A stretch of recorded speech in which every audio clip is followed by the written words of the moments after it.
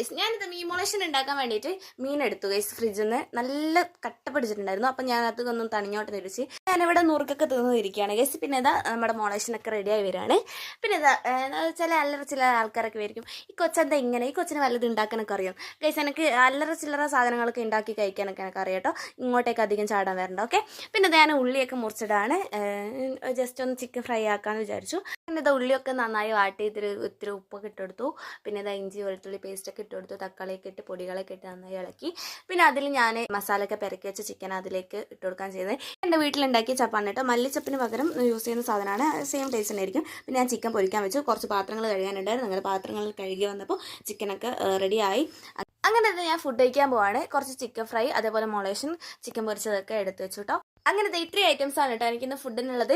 അപ്പോൾ ചില ആൾക്കാരുടെ വിചാരം എനിക്കൊന്നും അറിയത്തില്ല, ഞാനിങ്ങനെ ഷോർക്ക് ഇങ്ങനെ വിളവിള പറഞ്ഞുകൊണ്ട് നടക്കാമെന്ന്. ഗൈസ്, എനിക്കിങ്ങനെ കുറച്ചൊക്കെ ഉണ്ടാക്കാനൊക്കെ